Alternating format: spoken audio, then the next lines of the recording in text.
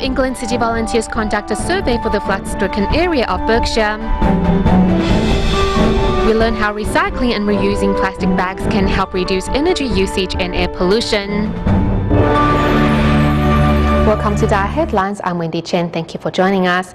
First up, in England, more than a month has gone by since the flooding that devastated Duchet of Berkshire. However, with many residents yet to recover from the disaster, city volunteers arrived to conduct a survey while handing out relief items to those in need as well.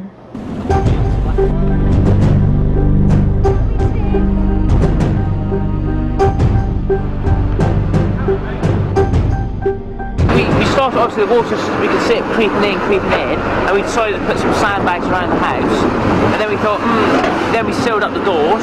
We've had nothing. It's absolutely awful. We've just had absolutely nothing, and we really need help. We really need help. The massive floods hit southwest England, forcing local residents to evacuate from their homes. I have 3 young children, and they are all at different houses. One is with family, one is with friends, and one is with a sister. So no children in the house. It's very dangerous.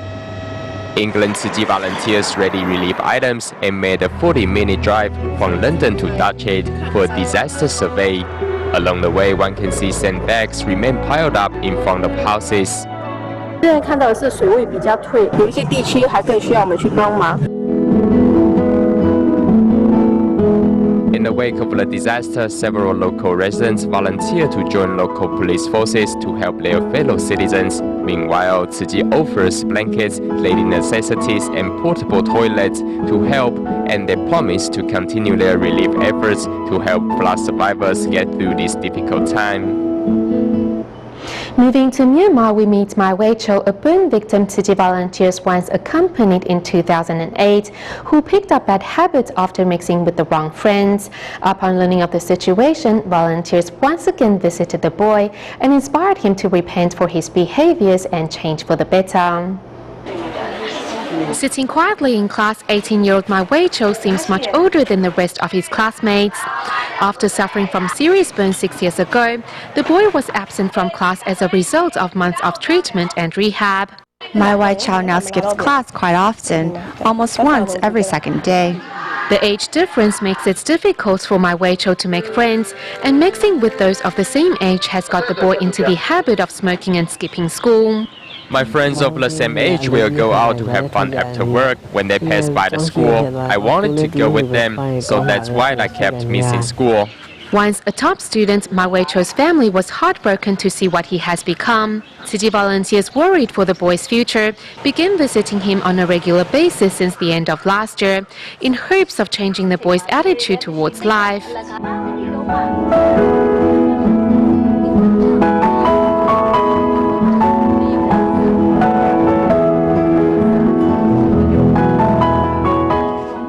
I remember when I was discharged from the hospital, I made a vow to become the master's disciple. If I don't go to school, I'm letting everyone down. So I promised to continue my studies. Since Tzu volunteers visited our school, Mai Wei Cho has never missed class after repenting for his behavior. Today, Mai Wei Cho is again making his mother proud as he vows to study hard so to attend college. Compared to before, he studies really hard now. I'm glad to see that, and I hope he will become more sensible. I want to tell the master that I will study hard and that I also repent for my past mistakes. In Taiwan, to welcome the arrival of spring, a pilgrimage and celebration were held at the newly completed Hsinchu Jinsi Hall. Meanwhile, at the Spring Festival in Taipei Songsan District, newly certified Tzu volunteers vowed to shoulder Tzu's missions and spread the Buddhist NGO far and wide. Fixing their hair and clothing before going up the stage, newly certified Tzu volunteers lift up bamboo baskets, which represent their determination to shoulder Tzu's missions in the future. I'm very happy and fortunate to be a part of this big family. I will work to pass on Tzu's spirit. We have been accompanying newly certified Tzu volunteers for over 30 years and have joined countless training seminars. Our lives have become more interesting thanks to all of you that are walking the Tzu path. At Tzu Spring Festival in Taipei Songshan District, newly certified Tzu volunteers read their vows as they promise to spread Tzu far and wide. I don't know why, but I just couldn't hold back my tears. I love Tzu. I will do good deeds to reciprocate the grace of my parents so that they can be free of worries. I'm truly touched. I'm officially a Tzu volunteer. With senior Tzu volunteers accompanying them every step of the way, newly certified Tzu volunteers promise to shoulder Tzu's missions in the years to come.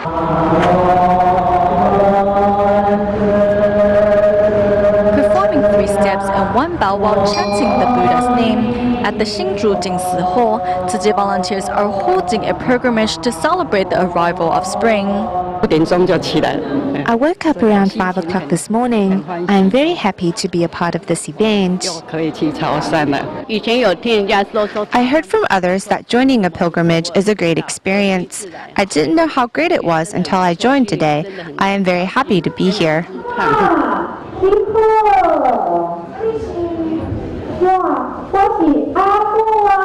And Tzu Qing's DaAi mothers and members of the Tzu basketball team also put on various performances to entertain those in the audience.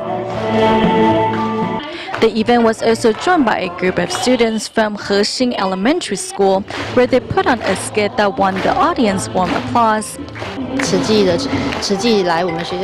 When the DaAi mothers visited our school, they saw our children performing a skit about fulfilling filial duties and cherishing blessings. Its message was very similar to Tzu's own philosophy.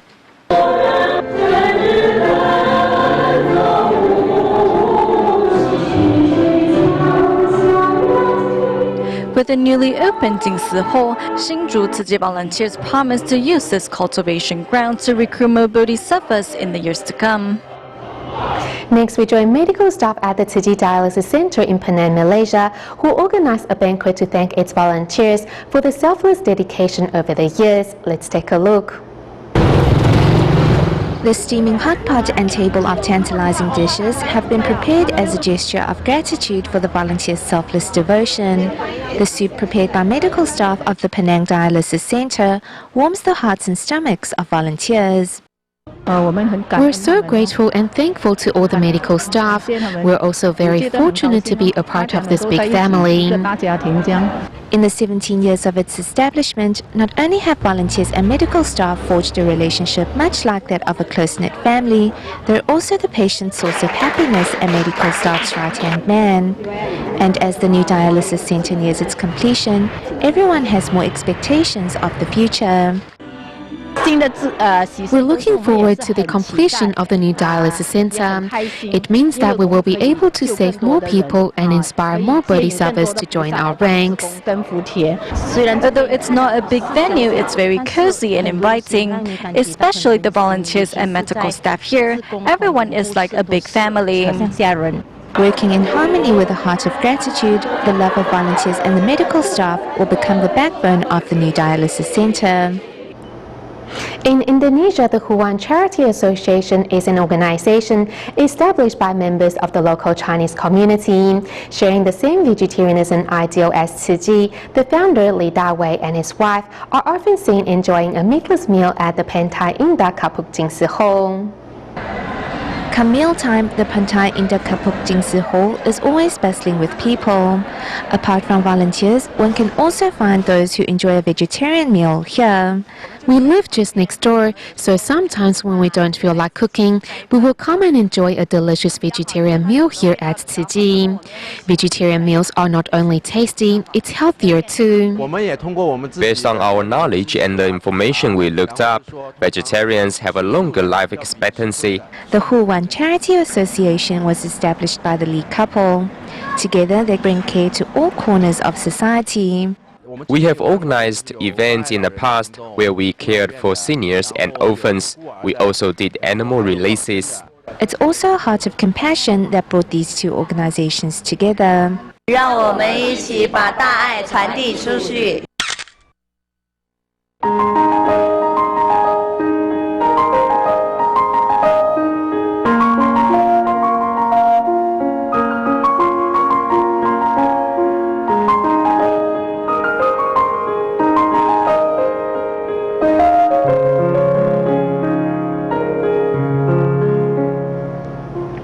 In Taiwan, according to volunteers at the Tzu Yinchuan Education and Recycling Center in Kaohsiung, around the holidays they collected 2 to 3 times more plastic bags than the usual 2,000 kilos a month. What's worse is that many residents have no idea plastic bags can actually be recycled. Breakfast, lunch, dinner, and beverages. Do you know how many plastic bags you use in a day? According to Taiwan's Environmental Protection Administration, the country as a whole uses 18 billion plastic bags a year. This means, on average, one individual uses 782 bags per year, which breaks down to 2 to 3 plastic bags per day. What's scarier is only 7% of all plastic bags used are recycled.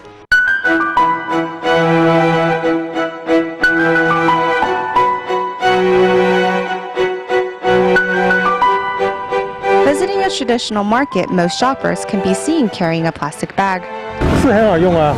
一天大概会用掉多少塑胶袋？没有要重复用。你有没有算过一天会用掉多少塑胶袋？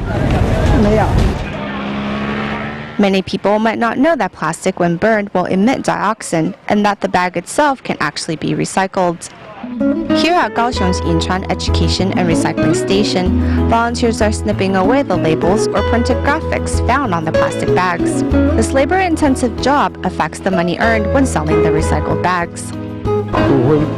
There's good and bad plastic, just like there are good and bad materials. The prices differ. Some fetch $8 NT for a kilogram. Sometimes it's a $2 NT difference. At the recycling station, 75-year-old Ganxin Lianghua is helping to dry the plastic bags.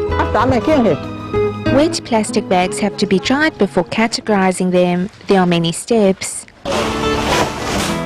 Lianghua says, previous to her involvement in recycling, she didn't know plastic bags could be recycled. I didn't know before, but now I see tons of plastic bags being recycled each year. Burning them is a scary idea because the toxins will flood into our atmosphere. There are so many disasters in the world because of us humans.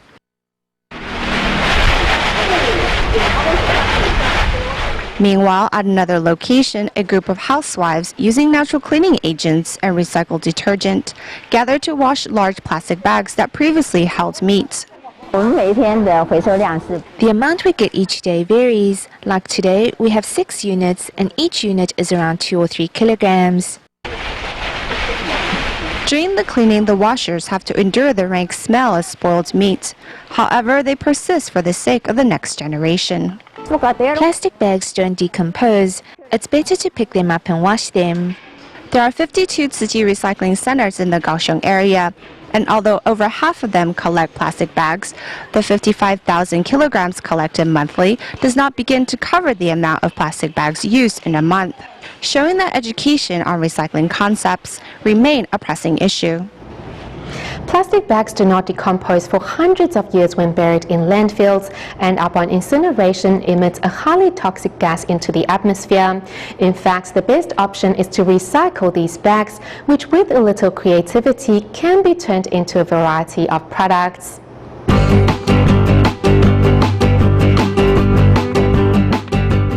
Starting at 4 in the afternoon, garbage trucks arrive one after another at Kaohsiung's Central District Waste Management Plant.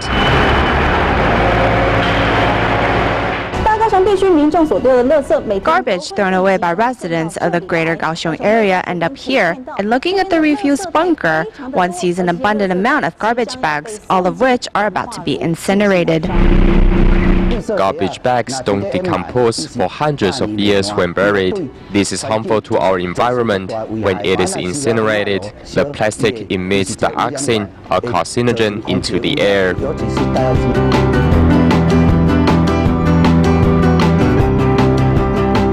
Plastic bags are often made of either polyethylene, polypropylene, or polyvinyl chloride, more commonly known as PVC. PE is the most common type of plastic bags found. PP bags are often used with food because they endure acidity and heat well. And since PVC contains chloride, it is used to make water hoses, buckets, or building materials. Originally in construction, 10 years ago, Luo Bingshen switched to the plastic regrind industry when he saw how plastic bags were polluting the environment. When plastic bags are thrown in the gutter, they end up clogging it. Then when it rains, the clogged gutter will flood. Plastics are derived from petroleum, and thus, in using plastic regrind resin, as opposed to virgin resin, energy usage is decreased by 50%, air pollution by 60%, water pollution by 20%, and waste materials by 90%. These positive impacts on the environment are why Luo Bingshen endures the noisy and dusty conditions of the plastic regrind resin factory. I told my son we need to persist in our endeavor, otherwise these plastic bags will just end up in the ocean. There's already too many hidden in the ocean. Once simply thrown away, these plastic bags have now become plastic resin pellets, which can be used to manufacture a wide variety of products.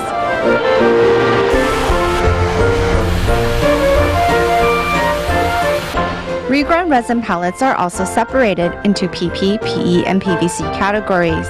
These pellets are used to make plastic containers, safety helmets, bath slippers, etc.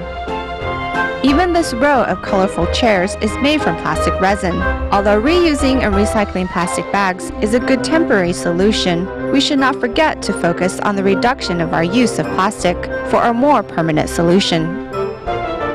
To decrease the likelihood of suffering from Alzheimer's, the World Health Organization recommends seniors to actively participate in community events. However, in Taiwan, statistics show that only 40% of those 65 years and above would take part in social activities. Next, we meet two centenarians who, despite their age, are active members of their communities. Giving the audience a show of his calligraphy talents is 103-year-old Zhao Muhe. The other is 101-year-old Wang Xiuzhi. Together, the two centenarians are holding a calligraphy exhibition. I'm happy to be here. Thank you. Although both are over a century old, the seniors are still very healthy and lives by the motto, "It's never too late to learn." The World Health Organization encourages seniors to join in social activities, as it strengthens body coordination, agility, muscle retention, as well as cognitive ability. If we only kept up basic chores, we use less of our brain power. This aids to the loss of our cognitive ability. According to the Ministry of Health and Welfare, only 40% of Taiwan's seniors 65 years and older will volunteer or join in social activities. Once reaching 80 years of age, the percentage drops drastically to 20%. Fellow seniors should follow in Zhu Yide's footsteps, who does volunteer work daily with his wife. It's great to see these doctors and nurses. Although nearing 80 years in age, Zhu Yide's smile has not faltered. In volunteering, he has not only gained joy, but also a healthy body in return. Next, we meet another two individuals, Xu Yuzhen and Zhang Yifeng, to see how life after retirement can be just as fulfilling when you put your time to good use. Let's take a look. Riding a bike to keep fit is Zhang Yifeng's way of getting to work. Would you like a ride? Come sit in the front. Yes, take the front seat.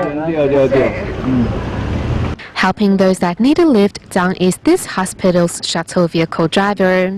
I have a truck license. To drive this, however, you just need a normal driver's license. Every morning, I make about 100 round trips. Having worked in the US for 15 years, Zhang returned to Taiwan 3 years ago to look after his ill mother and uses his spare time to work. I wanted to find a job to keep myself busy and help others at the same time. I wanted to do something that's meaningful. Despite his desire to stay connected with society, Zhang Yifeng's age kept him from finding a job for 2 years. Psychological barriers are the biggest issue in those who are older. You have to create opportunities. If you don't, they will never wait for you because we are not young anymore. Though met by setbacks along the way, Zhang Yifeng's abundant work experience, resilience and patience has helped him find a stable workplace after retirement. The first 6 months following retirement, I kept searching for a direction as to what I should do with my life. Xu Yuzhen, who was a nursing staff at an elementary school, retired a decade ago and now works as a volunteer counselor at the Family Education Center in New Taipei City. When I was a nurse at school, we often faced children's health problems. If a child came to the health center too often, we will assume it's more of a psychological problem. So we will look into why the student doesn't like going to class, in which lessons he or she tries to skip. She's years of experience in dealing with children has helped her provide care and advice to those calling and thus bring families closer together. After retirement, having the opportunity to learn in this field and being able to serve has given me a sense of accomplishment. Today, Xu Yuzhen can be seen at schools, hospitals and even Tziji's Tima events, doing her part to help those in need, making her retired life one filled with meaning and color. This is how life should be. There are learning opportunities everywhere. The most important thing is you have to be interested in what you're doing. Only then will you be happy. In our final report, we meet Liao Zhaomei, who is the owner of an old ticket booth outside Taiping Elementary School in Taichung. Though no longer selling bus tickets and a senior in age, Liao and her husband is at the ticket booth all year round to ensure the safety of the passing by students. After school, children happily wait for their ride to cram school around this old ticket booth. The car from the cram school is here.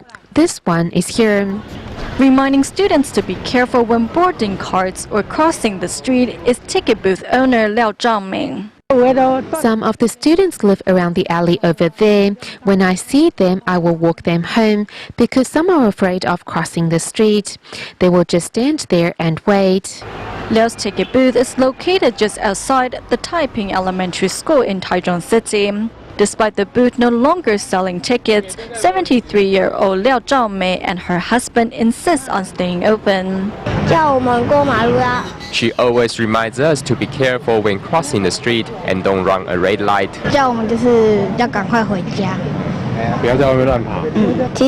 She reminds us not to eat too much candy or we will be too full to eat later. But a convenience store nearby, Liao Zhaomei's store has seen hard times. However, she says seeing these children every day makes her happy and feel young.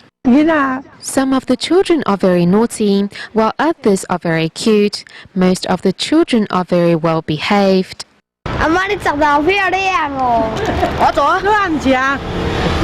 For those children that can't find their parents, Liao would lend them the use of her phone. Despite not making money, Liao says in the years to come, she will continue safeguarding the safety of each student.